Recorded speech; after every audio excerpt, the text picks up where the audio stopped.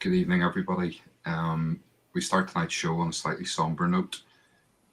Some of you may have heard us talking before about Chris, who does some of the graphics for our Twitter account, which we really appreciate. And you may have heard us speaking about his girlfriend, who 2 weeks ago, well, just over 2 weeks ago, went in for major heart surgery. The surgery unfortunately had some complications, and she was unresponsive over the last couple of weeks. It's hard to put this into words. Unfortunately, yesterday, Chris's partner, Kirsten, lost her battle and sadly passed away.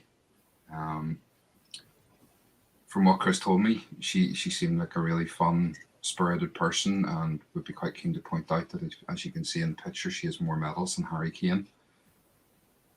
Chris, we can't begin to imagine what you're going through, mate. We're there for you if you need us. Our hearts go out to you. Our condolences to you and Kirsten's family. And Kirsten would have loved to have got to meet you, but one day that day will come.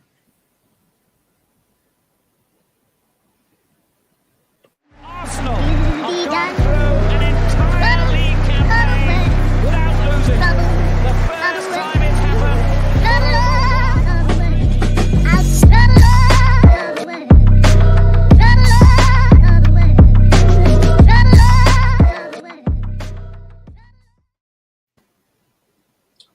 Good evening, G. How are you? Good evening, Stephen. I'm good.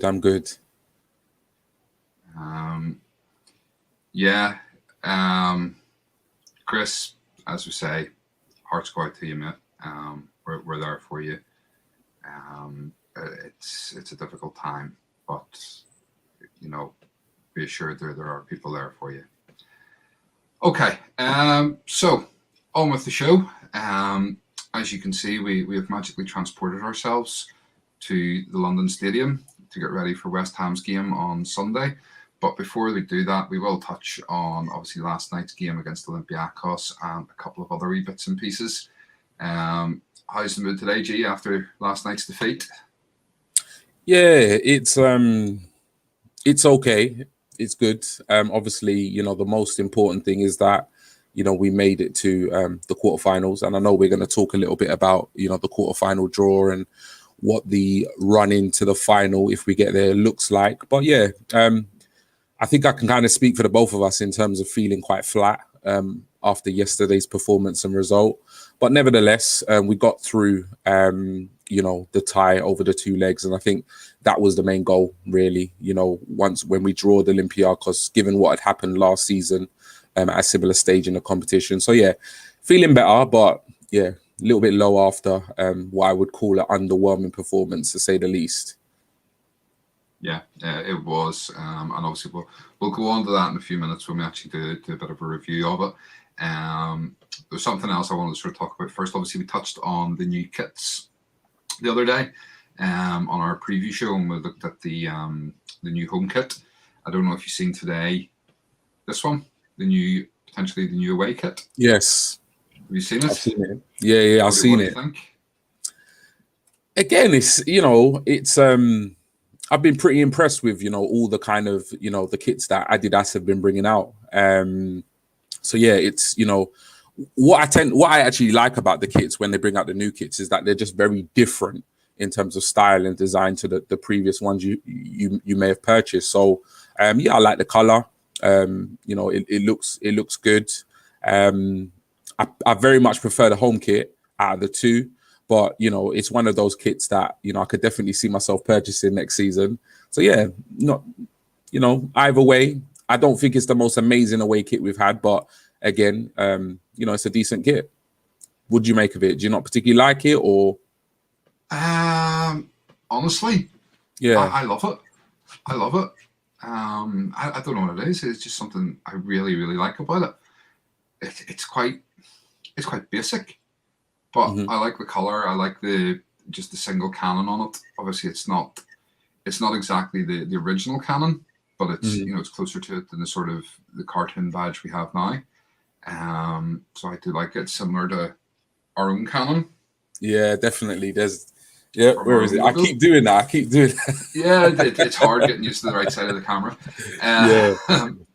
Yeah, so I mean, it's similar to ours. No, I do. I really like it.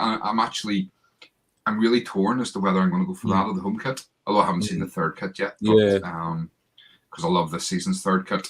That's what I went for, the blue one this year. But I really like that. I'm not going to lie. I'm hoping this is the only time I see Xhaka wearing it, but that's another story. But yeah, no, it's lovely. I really like it. So anyway, yeah, I just wanted to touch on that quickly. Sorry, go ahead. Yeah, I think they've definitely gone with like simplicity. I think I kind of touched upon that in the last show when we kind of put the image up of the leaked home kit. It's almost like less is more. It's like there's not a lot going on in terms of like some of the kind of previous kits we've had. Because I know I've got the home kit. My kids have got the kind of the predominantly white one with like the kind of hint of red.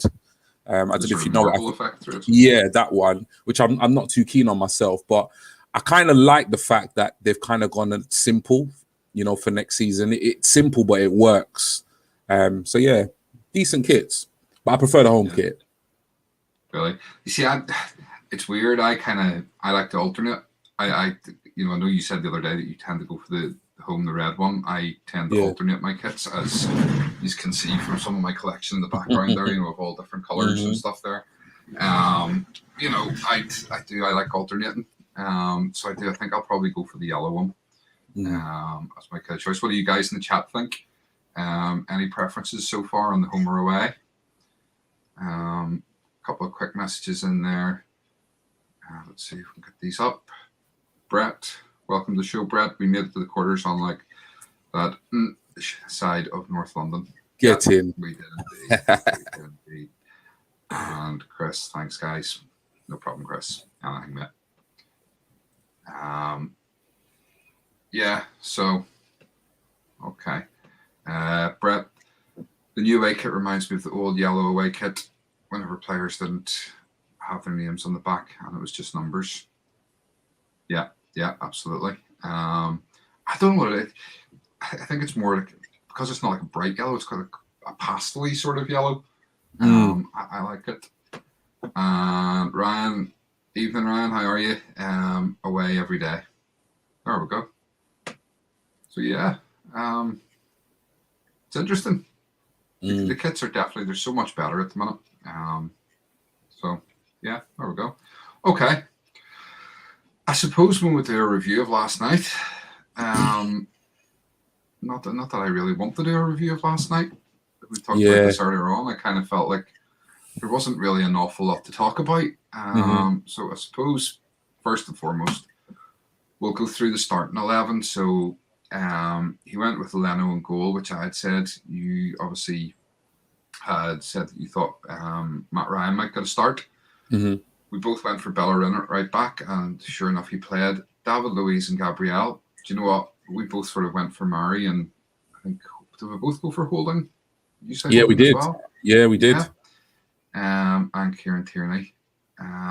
You went for Tierney, and I went for Cedric. Yeah. Xhaka and El Neni in the midfield, which is what you went for, I think. Or no, you had Partey and I had Partey with I had Partey with Ceballos. Yes, and I had El Neni with Ceballos or Ceballos or whatever he's called. But no, Xhaka played yet again. El Neni, Ceballos in the sort of 10 role, which to me just doesn't work. Ceballos is not a number 10. He's not. Not a chance. I'd argue even about his qualities as an 8.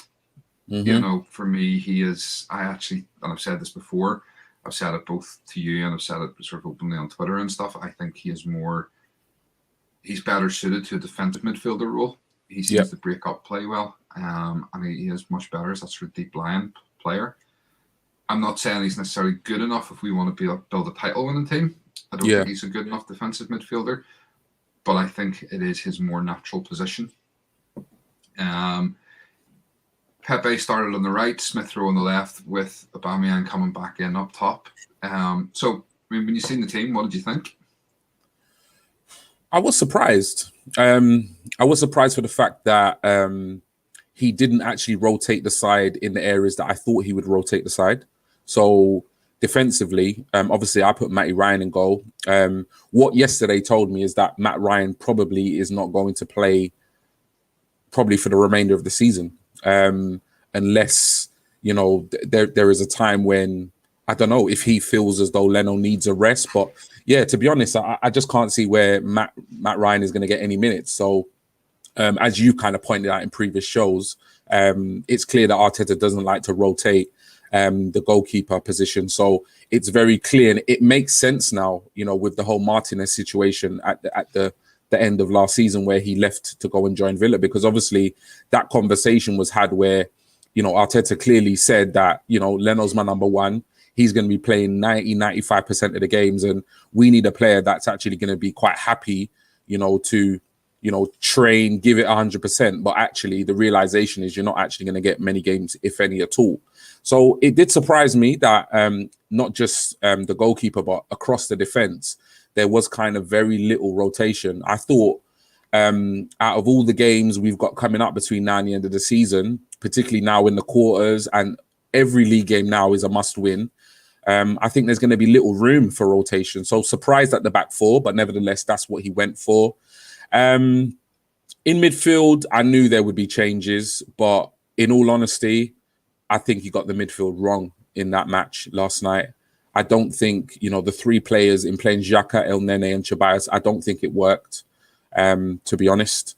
And even up front, so I would say, to be honest, the lineup surprised me. It surprised me because he didn't rotate in the positions I thought he would.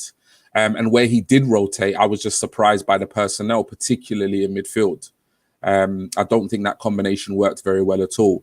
Up front, to be honest, I think we all knew Aubameyang was going to come back into the side after the issue he had in the previous game, being late. But yeah, I think my most surprise was definitely, the fact that he didn't rotate the defense and the midfield. For me, when I looked at the three players and in the positions they were playing, I kind of had that feeling that, something wasn't right and it wasn't going to really go to plan. How about yourself? What did you make of it? Yeah, I mean, team-wise, I kind of, I said in the preview show, and I've said again on Twitter and stuff, that I kind of felt that it didn't matter who we played. We should have been strong enough to beat them. Mm-hmm. And I think it was kind of evident from the word go that we turned up with that attitude of we're already through. We don't need to try. And that was quite disappointing. There's issues with some of those players. There's definitely, I said this before. I don't know if I've said it on any of the shows. I know I've certainly said it on Twitter, through the Cannon Chatter sort of Twitter page and conversations with people and stuff. There is 100% there's an issue between Bellerin and Pepe. There just seems to be no sort of fluency, no understanding between the two. There's no chemistry. You could see Cedric and Pepe work much better together. You can see Pepe, when he plays on the left, plays well with Tierney. But just for some reason, there's an issue there between Bellerin and Pepe, and I don't know what it is. And to get the best out of Pepe, you can't play him with Bellerin. To get the best out of Bellerin, you put him on a bus and send him somewhere else. But no, you know what? To get the best out of Bellerin, I don't know. I don't know. But be nice, Stephen. It's his birthday today. It is. Many happy returns to Barcelona. Sorry. No, you know what? I've got to stop that. It's, I don't want people thinking I have some sort of an agenda, which seems to be the buzzword when you don't like someone. I just, we'll go through it in our squad review next week, but I don't think Bellerin's up to the standards that we need. But that's not what we're talking about here. We are talking about there is an obvious issue there between him and Pepe. El Nene didn't have a wonderful game, and you seen that it was obvious he was getting subbed off whenever Partey was coming on. You knew that straight away. Ceballos started off first sort of 15, 20 minutes. He seemed to be playing quite well. And then It was giving the ball away. It was mistakes. It was him giving the ball away in the second half that led to the goal. Yeah. There was no fluency from him whatsoever. Again, I said this the other day. I don't see long term any reason why we would buy Ceballos. I just can't see it, other than making up the numbers in midfield, because we are going to be short midfielders. He would be making up the numbers, but I'd rather spend that money somewhere else. Yeah. And as for Aubameyang, yeah, we knew Aubameyang was going to come back in. Overall, I mean, there's not really, I mean, we said this last night, there wasn't really an awful lot of talking points about this match. The first half was kind of a dreary affair. A couple of chances, and to be fair, we probably should have been 2 or 3 up by half time. And the second half they got the goal, and to be fair, they got the goal, and after they got the goal, I never thought they were going to get a second. I never was worried. So it was it was dull. And they got the goal through a deflected shot. Yeah. And realistically, Leno's been relatively on form, and he probably would have saved it. And our best opportunity, which summed up the night, was, Smith Rowe was their best defender when Pepe whacked the shot. And Pepe whacked in the shot. Yeah. So, yeah, that was it. We lost the game. You kind of felt, well, it was a disappointing performance. We should have won, but we won the tie, and that's all that matters. What about yourself? Yeah. What do you think? Yeah, so for me, it was really frustrating because, somebody might say that, all the hard work was done in the first leg. We went there, we got a really good 3-1 win. Off the back of that, we went into the North London derby, we got a positive result. But I was just really looking for us to keep up that winning mentality, for us to kind of, just drum home our advantage and really go, which is why I predicted a 3-0 win.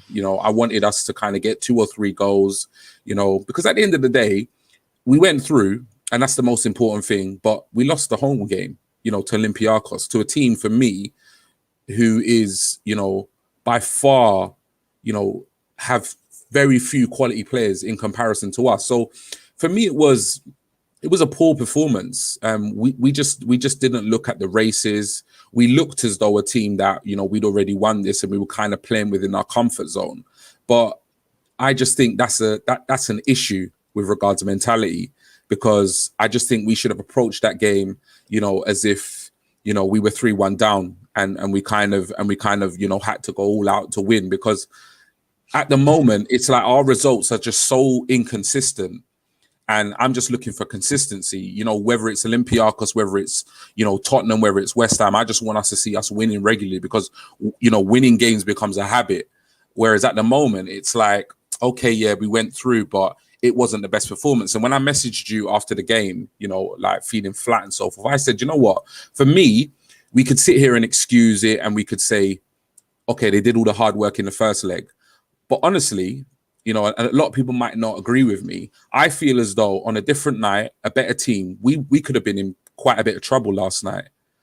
And that's what worries me. That's what concerns me, because even though we didn't play to the best of our ability, to be fair, we should have still won the game had we had our shooting boots on. And that's a problem we've spoken about on many occasions on these shows, that, despite not always playing well, we seem to be able to create chances, but we just don't seem to be able to put them in the back of the net. But for me, 3-1 can easily be turned around. And if we're playing a better quality side and we put in a performance like that, we could definitely find ourselves in trouble. Somebody else, other people might say, well, we wouldn't put in a performance like that against a better side, but I'm not convinced. I wasn't convinced by that performance at all. Yeah. Okay. Well, it's kind of, it's done now. We're feeling flat, but we need to sort of move on from it with quick comments here. Potentially an Arsenal Man United final, like way top nice. Thank you, Mark. Brett Ceballos to me is an attacking-minded defensive midfielder, which, is effectively what I sort of said. Ryan Spies had a mixed bag for me yesterday. He played some goof balls. I assume you mean good balls. But apart from that, he was poor.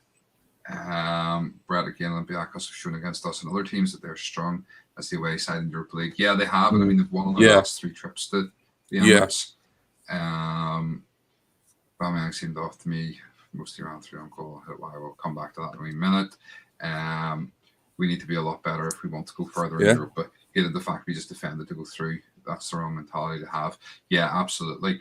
You know, whether that was Arteta's tactics was to go out and sort of sit back and let them have the ball, which at times I kind of felt like it was, but then there was times you were sort of looking at it going, they actually just can't get the ball.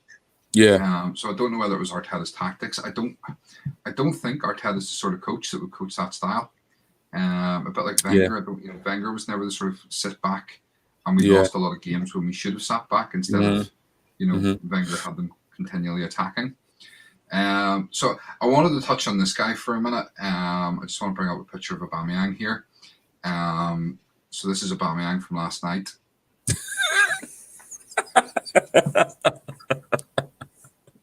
Hopefully you all get that reference. It's an empty shirt. Gosh. Worst player on the pitch. Yeah. Whether he still had some sort of after effect of missing out the North London derby, and still had a wee bit of a stick up his arse about it. I don't know. But he just didn't turn up. You know what? For me, with Aubameyang, it's one of those things where I'm not for a moment saying that he's the reason why we are 10th in the table or not doing well this season. I'm not saying that at all, because I think collectively as a squad, we've underperformed. That's a fact. But if we're talking about Aubameyang of last season in this team, this season, I do feel as though we would be in a much better position. And for whatever reason throughout the season, there have been issues. Obviously, you can't compensate for, obviously his mum being unwell and so forth. That's always going to have an impact on him. Whether he's a footballer or not, he's a human being. So that's going to have an impact on his performance. And obviously, we're really good. That's kind of sorted itself out. But yeah, he's just not been himself this season. He's not been as clinical as we would like, or as he'd like. And I think given the season we've had, I think as Arsenal fans, which we've mentioned in previous shows, we are really scrutinizing, his performances. And I'll say it again, when he doesn't score, he offers very little. And I think that is why many Arsenal fans, I've seen so many tweets today and since the match saying that Lacazette should be starting over Aubameyang. If Aubameyang's not playing on the left, he shouldn't be playing up top by himself. Laka should be playing. I've seen tweets from people on social media saying that, once Martinelli's fit, there's an argument to say, Aubameyang shouldn't be in the side at all. And I know you've mentioned that, look, he's our highest paid player. He's our club captain. So you can't really justify not playing him because, the wages he's on, the fact that he's been given the armband, the goals he scored last season, it doesn't really make sense us tying him down for the next 3-4 years and then benching him. But we cannot overlook the fact that while he has not been prolific this season, his performances, for the large part of this season, he scored some crucial goals at crucial stages, but for the large part of this season, he's had a poor season. Yeah.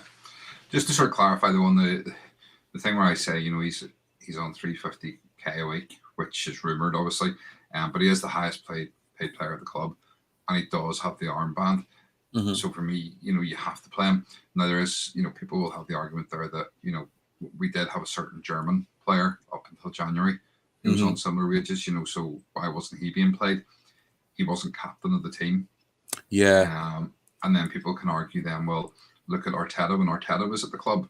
Arteta's last season as captain, he only played a handful of games, even though he was captain of the team. I don't get that. And that's different because he wasn't the highest paid player as well as being the captain and the talisman. And, we all look to Aubameyang at the minute because we don't have anybody else. We look to him as our source of goals, as the person who's going to win us matches. Mm-hmm. And personally, would I be letting him be captain if I was manager? No, I wouldn't. But the problem is he's got that status now, and to take it away from him, I think would destroy him even more.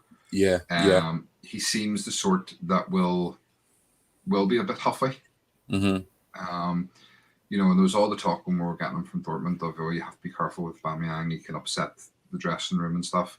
But he's been, you know, to be fair to him, he's been great since he's been here at the club. 100%. He has a big problem, and you know, you sort of say, oh no, he's always laughing and joking and a good influence. But you do get that feeling that, you know, if Arteta was to turn around and strip him of the captaincy, he wouldn't be happy. And we've just got rid of all those players that were causing problems in the dressing room. You know, we've got rid of the Mustafis, we've got rid of the Kalashniks, the Ozils, you know, and you've seen what they've done since they've left, which is not a lot. Or cause problems. You know, okay, Ozil's injured now, but Mustafi and Kalashnik have gone to Schalke and have caused problems trying to get the manager fired and this sort of thing, you know. You can see these are guys who are big personalities in the dressing room that we've done well to get rid of. Even Socrates to an extent. You know, whilst he never smiles, was a big personality, and you could see that even after the game last night, how, you know, popular he was with the Arsenal players, going over and speaking to him and hugging him and all. You know, so for me, if you strip Aubameyang of the captaincy, you might as well sell him. It wouldn't be, because he's not coming back from it. It wouldn't be, you know, it wouldn't be the right. There's no way I would see that being a smart decision if you're going to do that like mid to the end of the season. That's something you're going to have to kind of reflect on and reevaluate come the end of the season, looking forward to next season. And I'm going to kind of put this out there, and people, you know, may well disagree, but it's my opinion. I think the only reason why Aubameyang is captain is because of the lack of quality leaders that we actually have in that side. I think, you know, I believe, so for me, Aubameyang is obviously, you know, he's an exceptional striker. You know, on his day, you know, there's very few better than him. You know, he's a really, really top jaw striker. I remember when we signed him, I was absolutely delighted. You know, and obviously last season he was firing on all cylinders, and this season there have been glimpses of that. You know, we've seen it on his day. You know, he's very hard to live with, and he scores really, really important goals. At the same time, despite his kind of, you know, his jubilant personality, he gets on with all the lads, he's got a lot of banter, but that doesn't necessarily make you a good captain, you know. So for me, he is a captain because of the kind of situation we were in at the time. He's, you know, he was the kind of most influential player. He was the player last season that kind of dragged us through games, got us goals, got us results. You know, you take Aubameyang out of last season, God knows where we would have finished. You know, because his goals probably kept us in, you know, in the top half of the table. So I do think it was a lot of that decision was down to the fact that we didn't have leaders at the time. And I would be shocked. I'd be surprised if he's captain next season. I'd be surprised. Really? Do you think Arteta will take it away from him? I think so. It's as I say, I think if Arteta takes it away from him, I think he'll leave the club. So if Arteta's not captain next season, I think it will be because he's away. The problem with him being away is I don't know where he's going to go. Yeah, you know what it is with Aubameyang? It's not, I don't have anything against him. I'm a massive fan of Aubameyang. But for me, a captain is a player who is supposed to drag that team, you know, through thick and thin. When things are going wrong, things are going bad, you know, when you look at past captains of Arsenal, players that can literally grab the game by the scruff of its neck and say, you know what, you're messing up, you do this, you get in position. I don't see him as a vocal player in that squad. I feel Aubameyang is the type of player when things are not going well, his head will drop slightly. He is going to be at his best when Arsenal are flying. When Arsenal are playing well, he will play well. I don't see him as that natural leader. You know, I never played professional football. I wasn't the most talented or gifted footballer, but you know, when I played for my dad's team and some of the other Saturday and Sunday league teams, you know, I was captain for a couple of those teams. And it wasn't because I was a gifted player. It's just I put myself about and I just, you know, I'd literally tell people what to do. I'd instruct them. I'd give them instructions on the pitch. I'd let them know when they messed up. I just don't see that in Aubameyang. It's all smiles. And that's not the material of a captain. Yeah, you kind of get the feeling that Aubameyang's captain to lead by example. Yeah. So to lead by what he does, the problem for me this season is he hasn't been doing it. Yeah. And that's where the downfall to that style of captain is. Yeah. And again, I'm not saying Aubameyang's a bad player. I like yourself, love Aubameyang, and was so happy when he signed. I'm so happy when he renewed there in the summer. Mm-hmm. But he's not been the same. And my concern is that you can see that when we're not playing well, he's not playing well. Yes. He's not as. Don't get me wrong, he is vocal. I mean, you do hear him from time to time, but he's not as vocal as the likes of now. We have the likes of it. I think Kieran Tierney, for me, is the natural choice to be captain. Mm-hmm. Gabriel. Yep. Even an argument in there this season, David Luiz. Yeah. So going forward next season, for me, Tierney, Gabriel. If we get Odegaard back, I would even potentially look at Odegaard as captain or vice captain because he has leadership qualities. Those are the sort of guys I'd be looking at, and I think they'll be more vocal than the likes of Aubameyang. Aubameyang, if he stays captain, he has to lead by example. He has to pick up his performances. Can't be missing sitter after sitter. He has been such a prolific striker over the years that we've now come used to that, and that's what we expect of him.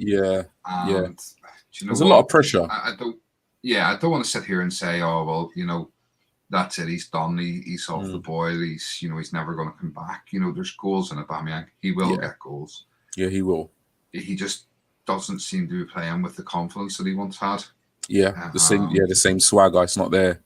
Yeah, and whether that's just because the team as a whole has not been playing, and it's just they're still trying to get used to what's going on. I just don't know.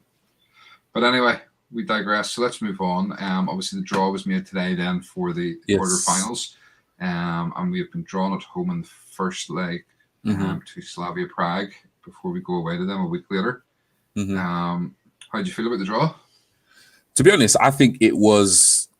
If I could have probably handpicked that draw, other than maybe taking one of those, probably maybe taking out Villarreal and putting in Granada. For me, that would have been it. For me, it's a really, really good draw.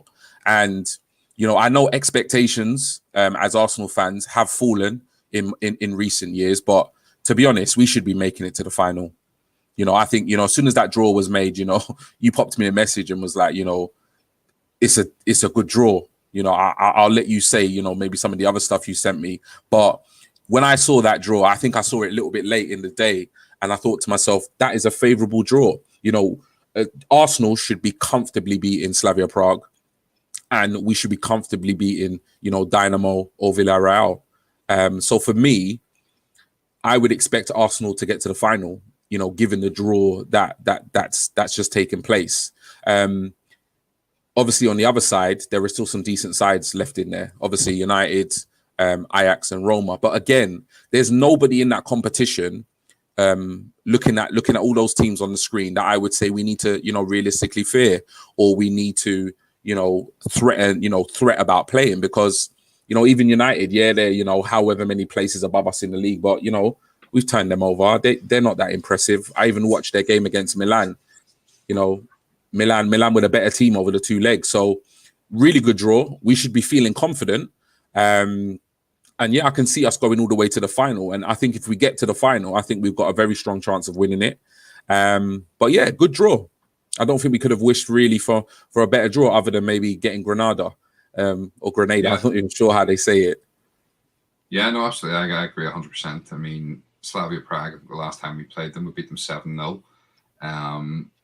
So to be fair now to them, they've come through. Their last round was against Rangers. The round before that, they put out Leicester. Yeah. So they're certainly a better team than they were when we played them in the Champions League and beat them 7-0. But then we weren't as good a team as we were then. Yeah. We had a better team back then. Fabregas getting a couple. Even Bentner scored that night. He got the 7th, believe it or not. In terms of then we should come through. I'm confident we can come through Slavia Prague without too much trouble. Going on then to the semi-final up against Zagreb, who've obviously put out them up the road last night with a 3-0 win. You know, Wow. they're a decent side, Zagreb. You know, they're not to be taken lightly. Yep. Or Villarreal, and obviously that could be the return of Emery That could be very in the interesting. semi-final, and that would be interesting. Arteta up against Emery in the semi-final. Yep. And obviously, you know, nobody's got a better record as a manager than Unai Emery is in this cup. You know, he's won it more times than any other manager. Yep. So again, Villarreal can't be taken lightly, but on the whole, yes, we should have better squads and we should win those games. Yep. You know, and then on the other side, United, you expect to get through that comfortably. Yeah. Then they come up against Ajax or Roma. Ajax are a good team. You know, they are, but I don't know that, you know, either Ajax or Roma would have enough to beat United. So I do think, you know, and I said to you last night, as soon as the matches were over, I said, you know, we'll be second favourites behind United. Yeah. And I actually logged on to a bookmaker site about half an hour later and sent you a screenshot of it. Yeah. And there we were, second favourites behind United, and we're going up against them in the final. Yeah. And in a one-off game, anything can happen. You know, that's it. You know, Arteta hasn't lost to United.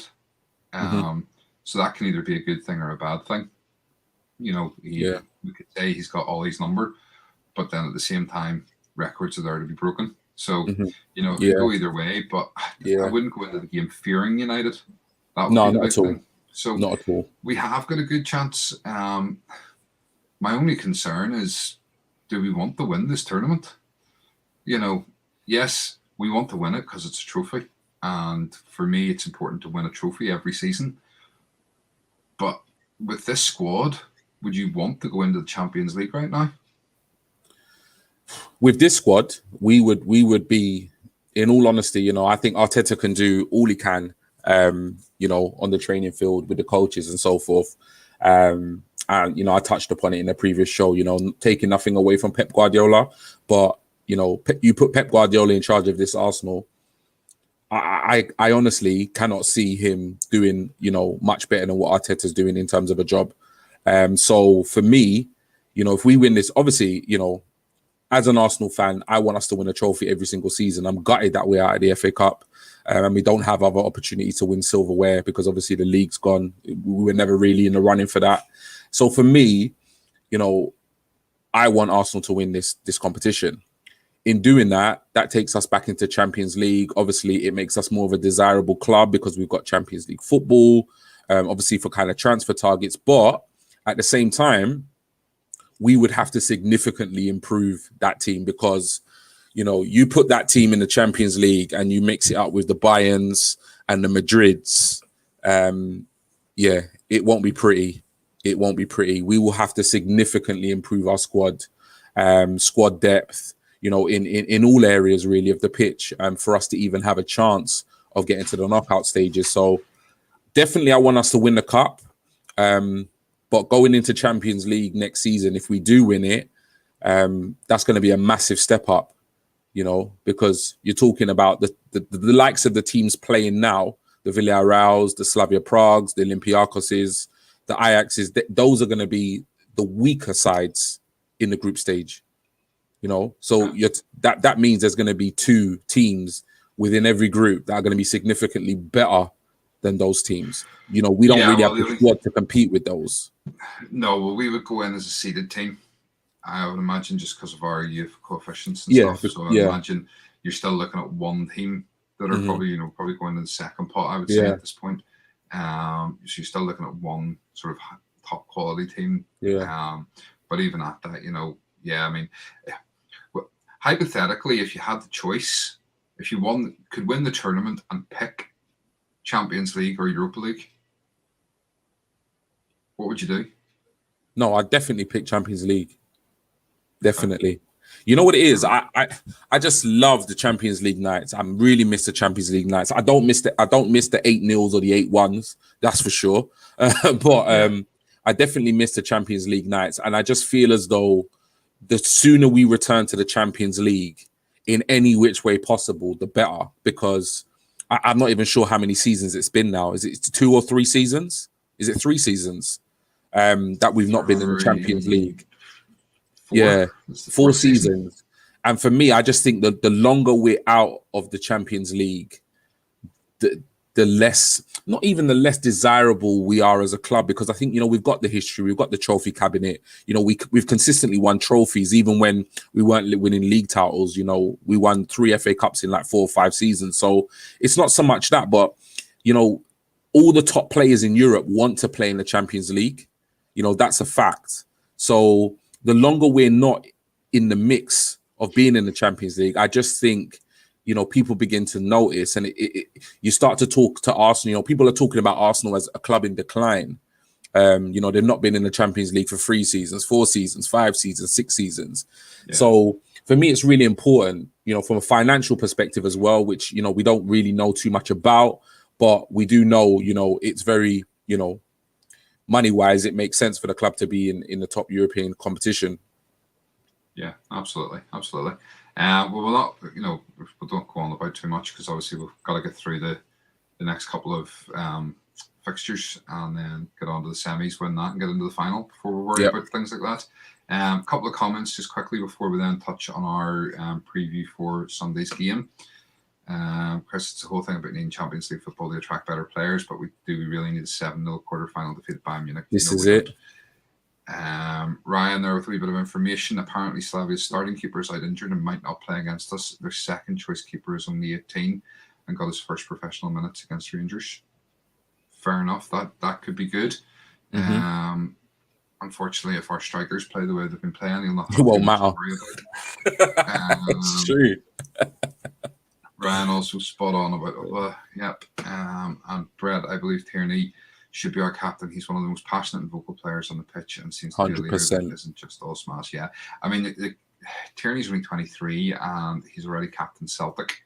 Yeah. Albeit Scott Brown's the official Celtic captain. Tierney has captained them on occasions. And at 23 to lead a club that size, in Scotland, it's one of the 2 biggest clubs there, and to lead it at 23, that says a lot about the qualities of the player. Okay, so Europa League done. We can wait, obviously, in Slavia Prague, and I think it's about 3 weeks' time for that one, which should be good. Interesting to note, I don't know if you've seen that, obviously the Champions League draw was done today. Yes. And after West Ham, our next game is at home to Liverpool on the Sunday at 4 o'clock, I believe. And Liverpool play Madrid on the Tuesday night. So that could be interesting in terms of Liverpool's lineup, because Liverpool obviously need the points in the league, but they'll want to obviously be putting out as strong a team as they can against Madrid. So will they have to rest a few players, or not so much rest, but because they'll have had 2 weeks off at this point. Do they need to just sit a few players out to make sure they're 100% for the Tuesday night fixture? Who knows? It's an interesting one. Yeah. Okay, so Sunday then we have an away trip to West Ham, who have been playing well this season. They've done a lot better under David Moyes than I think a lot of people were expecting them to, and they're certainly sitting higher than us in the league. So we need to win this to try and to pull them back in, and try to get ourselves into contention for top 6. Realistically, top 4 is gone, but we could still potentially get top 6. It's going to be tough. We need the teams above us to drop points, but it can still be done. So we need to go on Sunday. We need to get a win, and this is the team that you have picked to win it. So briefly, and I say briefly, run through and give us a couple of reasons to why you've picked the team you have. Yeah. So for me, looking at this team, I'll be pretty brief, because I think each kind of show we do, I'm picking a kind of similar lineup, because I feel as though this is our strongest team to a certain extent, especially defensively. Leno, for me, he's number 1. He's our number 1 goalie, so it's a really kind of easy choice. Cedric is my preferred right back over Bellerin. We don't really need to go into many details there, and we've kind of explained as to why. Just a lot more chemistry with the right-handed player. Just a lot more energy in going forward, coming back. David Luiz and Gabriel, at the moment, seem to be our first choice centre-backs, even though there's an argument, Gabriel could be rested and Mari could be put in there. But nevertheless, They have been the partnership for I think 3 key games now on the bounce. So I don't know why against West Ham, who are flying in the league, you would rotate. So for me, I'd keep them in there. And Tierney's fit; he has to play. You know, we've given him all the accolades tonight. You know, he's potential club captain. You know, he's vocal, he's solid, consistent. You know, going forward, he's phenomenal. So yeah, it's no brainer for me. In midfield, I've gone with the two, for me, our 2 best options, which I've gone with probably for the last 3 or 4 lineups, which is, you know, Thomas Partey and Xhaka. I can't see any midfielders at the club currently that can come in and do as good a job as they can. So for me, I'm sticking with our 2 best options, in my opinion. Saka on the right, I don't really know what the situation is with regards to his fitness. But you know, he wasn't part of last night's game. So for me, against West Ham, which for me is a must win, it's a must win. If we have any ambitions of challenging for the top 6, we have to win this game. A draw for me is just no good. You know, fixtures are quickly running out. So I would play my best player on the right-hand side. And for me, that is Saka. In the number 10 position, I would go with Smith Rowe. I just think, given it's going to be, you know, a kind of a London derby, he runs for days. You know, he gives everything. Quick first-time passes. It's going to be, you know, quite a... I can imagine it being quite a kind of end-to-end game. And I feel as though his kind of, you know, quick vision, quick first touch passes, I think will really, you know, be the best player to kind of unlock that West Ham defense. So I'm going with him in the number 10 position. Now, this is where people might say, oh, really? For me, it's a case of Martinelli came on last night. I think we're all really happy to see him come into the side, not obviously starting, but coming off the bench. And he looked lively, you know, Yeah. I think the thing about him is that he gives everything, you know, 120%. He runs for days. He tracks back. He closes down. His attitude is just what we need, you know, in terms of forward players. So for me, I'd bring him in. I think he's exactly what we need for this West Ham game. And I would play Aubameyang up top. I know, you know, it might seem as though we've kind of had a go at him in terms of like his performance this season and him not being consistent and scoring goals. But for me, he's not in form.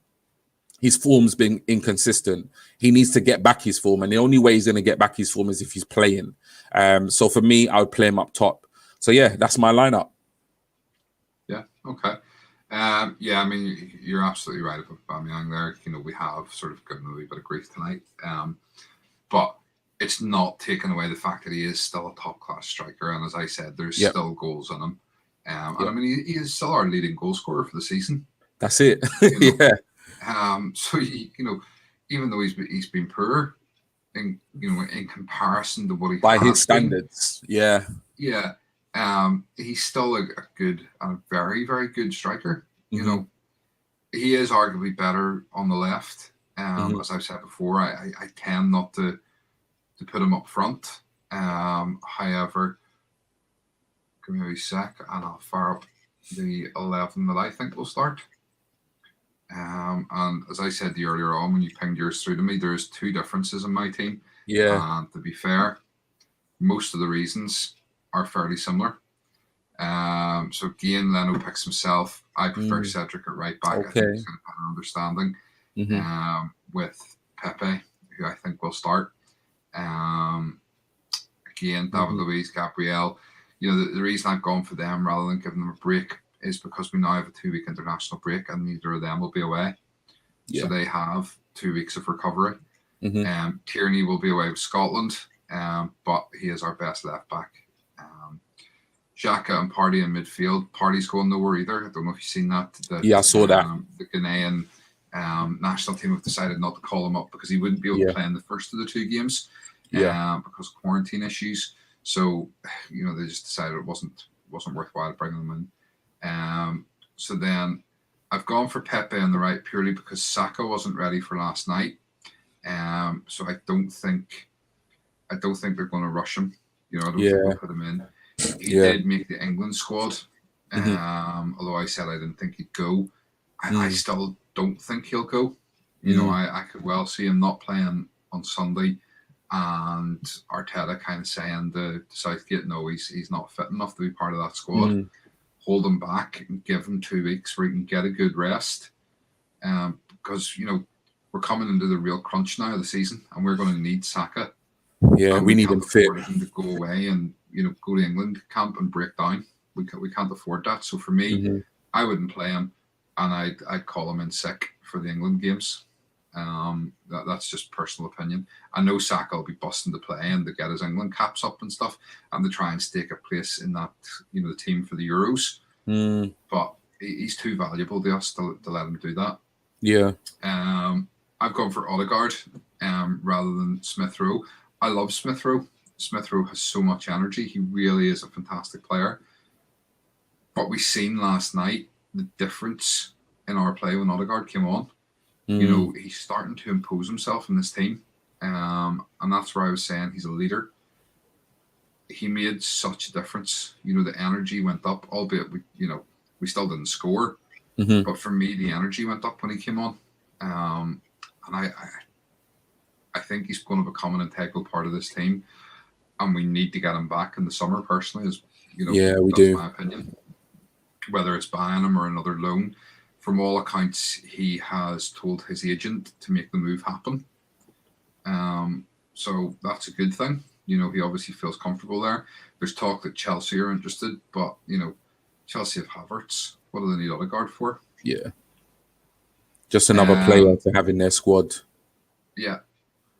Like you, I went for Martinelli on the left, which I think, you know, when I said to you earlier on, there was only 2 differences. You said that you thought Martinelli and Saka would be the 2 that I didn't pick. Yeah, I did. You got one right, but I didn't tell you that Martinelli, glad to see him back last night. Looked lively, definitely looked sharp. And yes, I mean, West Ham is definitely going to be the sort of game that suits him, because he is one that will get back and help out defensively as well as getting forward and creating chances. And we're going to need that against West Ham. You know, the defence are going to need a bit of help, because West Ham are good going forward. Yep. You know, they are. There's no doubt about it. They wouldn't be winning matches if they weren't. So he'll get back and help. He'll be able to create. And I think, you know, because you're going to play him on the left, you put Alba up top. The good thing with those two is they can probably interchange a little. Yes. You know, and arguably Pepe could interchange with the 2 of them as well. So you could have the front 3 rotating. Fluid. A bit like Barcelona used to do when you had Suarez and Messi and who else did they have doing that? Barcelona have done it for years with loads of different forwards. You know, they've had that sort of rotating front 3. And arguably, I think Martinelli, Aubameyang, and Pepe could all play up front. And could all play on either wing if needed. So, you know, definitely I think Martinelli deserves a chance. And that is who I've gone with. Guys watching live, girls watching live, what do you think? Have you anybody different that you would play? You know, would you give Willian another chance? Would you start Smith Rowe over Odegaard? You know, what are your feelings on it? And you know what? Even looking at your team, you know, obviously you've put Pepe in for Saka, which I completely understand where you're coming from in terms of, you know, Saka not being risked in this game. He obviously wasn't ready last night, and Odegaard for Smith Rowe. So, you know, really and truly, these lineups are becoming very, very, very similar. It's just 1 or 2 players here and there. And that's because I think, you know, it's becoming clear at present with the players we've got who our best team is. And it seems to be where there is a difference of opinion is the same place where Arteta has got, you know, a difference in opinion. It seems to be up front. It seems to be who he plays where. So obviously, you know, we don't know what they're training like, etc., etc. So that's probably how he's making his decisions. But yeah, definitely similar lineups. And yeah, being up, you know, up top is definitely the area in which we have options. Of course, we say all this, and of course, you know, when the team comes out on Sunday, you'll see Chambers at left back, Reece Nelson out the left, and then Getty up front. Please, because you know, please. It's one of them things that we all try to guess what Arteta's doing, but you just can't. You can't. You kind of wonder at times, is he, you know, he's still experimenting. Yeah. and trying to get some of these players minutes. Hmm. I imagine he knows in his head who's going to be still in that squad and who's not. Yeah, I think he Again, does. sort of quotes I was reading today saying that you wanted to. There's a lot of things to do over these transfer windows, but there will come a time when there's only sort of 2 and 3, but we're not there yet. Yep. Which makes me think that they have their plans in place for the summer, and obviously they're just waiting to see in terms of what money is available, what competitions they can offer, prospective players, whether it is going to be Champions League football or Europa League football or none. And that, to an extent will affect the quality of player we get. There are still players who'll come because it's Arsenal. There are players who won't come because we don't have Europe, and that's the way it is. So we'll wait until see at the end of the season. But hopefully we have something to offer them, because the squad, as we'll go through next week when we do our review shows, it needs an overhaul still. Definitely. We talked about it before. We got rid of the dead wood in January. We now need to get rid of the not so good players. I don't want to call them poor players because to play in the Premier League, you're not a poor player, but there's players that aren't good enough quality for what we need to mount the serious title challenge. So, score prediction. Yeah, I think this is going to be a tight game. West Ham are, as you said, they're a decent side. Otherwise, they wouldn't be winning football matches. They wouldn't be in the position they're in. So I believe it's going to be a tight game. I think it could go either way, but I'm going to go for 2-1 Arsenal. 2-1. It's interesting now because it's 11 games since we kept a clean sheet. Wow, okay. And that's not wonderful, because we talk about how good the defence has been and how improved the defence has been. Yeah. And we talk about the fact that, for quite a while there, we second of those goals conceded behind Man City and stuff. And I'm not sure if that's still the case. I haven't been paying enough attention to it. But we're still giving away too many goals. And so many of them are coming from our own errors. So if we can cut those out, we should be okay. Like yourself, I think it's going to be a tight game. I'm going to say 1-0 to Arsenal. Okay. I think we'll 1-0 to the Gooners. And yeah, I think we'll nick it late in the second half. I think it's going to be tight and a cagey, tight affair. And I think we'll probably score in the last 10 minutes and we'll take a 1-0. And we'll have squeaky bum time as soon as we score because they're going to go on the front foot for the next 10 minutes. And just bang shot after shot at us. So anyway, that kind of wraps that up. If you do have any questions or any other comments, drop them in the chat now. We'll come back to them in a wee minute. I just want to say a big thank you to everybody so far who's subscribed to the channel. We did hit yesterday our first mini target, which was to get 100 subscribers. Doesn't sound like an awful lot, but you know what? It means so much to me, and it means so much to G as well, because we've only been doing this for 2 weeks, coming up 3 weeks. So to have that many subscribers already, it's a massive boost to us that, you guys obviously like what we're doing. And we really appreciate that. And we appreciate obviously all the interaction. So if you don't subscribe, please hit that subscribe button. Drop us a like as well. Share this around. Tell other Gooners about it that, maybe haven't seen us or don't know about us. Get as many people involved. We are going to do, as I say, next we'll do a review of the West Ham game probably Sunday night or Monday night. We're then going to do a pre-recorded show because it's going to take a bit of time just in terms of our squad review, which we've already had plenty of interaction because we did the polls a couple of weeks ago through Twitter. We'll record those and get those out over the international break. We are hoping to do something with our good friends from Blast from the Arsenal, maybe next weekend.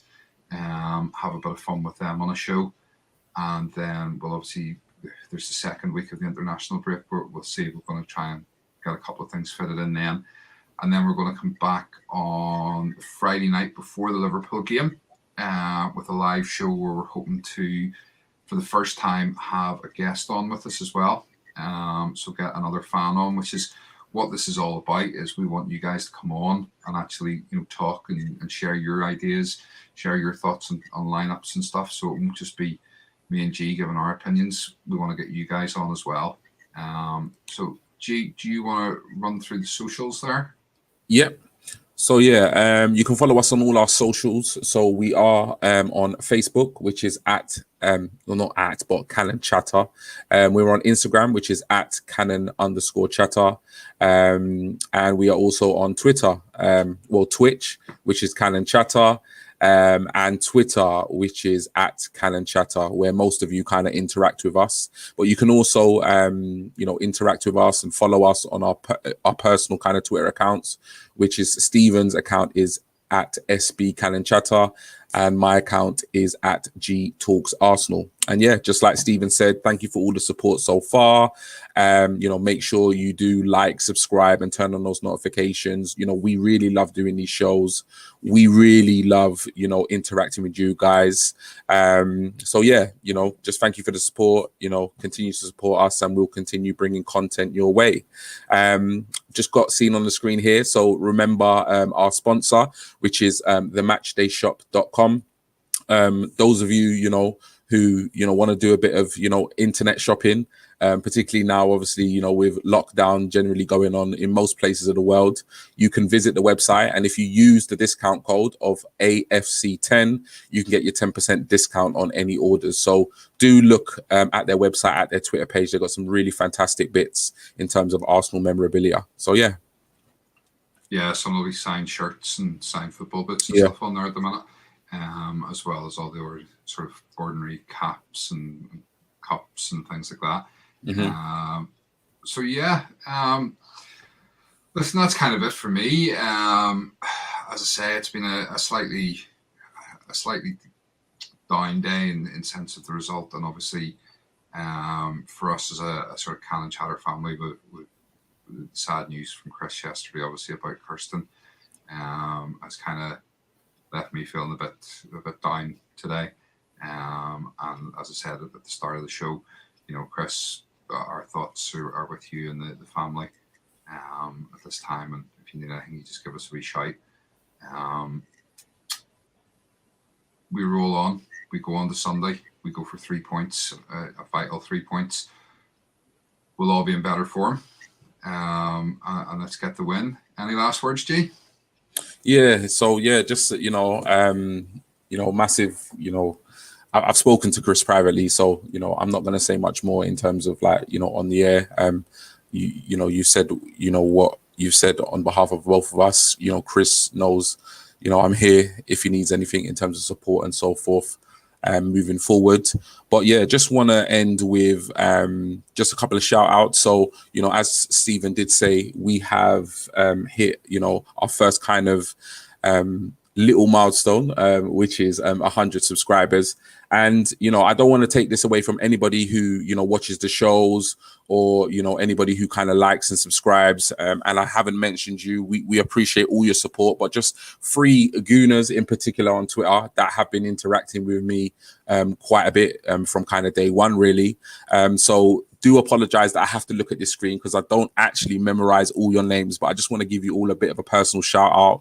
So we have Paul Lubega, big up Paul Lubega, who is at Paul Lubega 10. We have Jagolo Muvara. His Twitter is at Damon Naleki. And we also have, where is it? We have Ryan Allison, who is at Ryan Allison 041. Just want to particularly shout out you 3 guys, because like I say, you've kind of been there on this journey from day one. We've been following each other on Twitter. And it's just really appreciate the support, in terms of everything we put up, the likes, the retweets, the direct messages, the comments, putting up things like, I'm definitely tuning in, I've set a reminder, I can't wait for the show. It just makes us feel, just really like we're doing this for the right reason, because that's what we want. We want fans to interact with us, and it's just nice to know that we're putting content out there, and people from all around the world. I know, Paul, you're based in Uganda. I think Logolo, I think you're based in Kenya. So it's just nice to interact with fans from all over the world. So thank you for your support. I'll be doing probably a couple of shout outs, every other show. So do kind of get involved, interact with us, because that's what we want. That's what Canon Chat is all about. So thank you, guys. Yeah. Okay.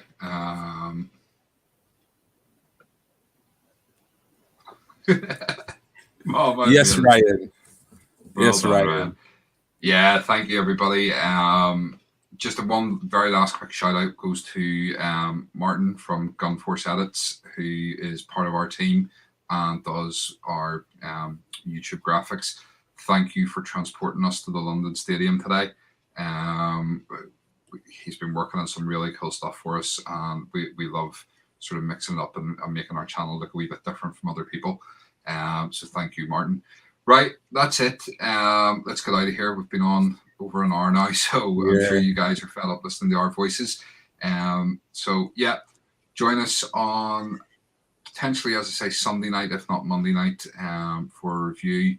And until then, take care. God bless, and bye bye.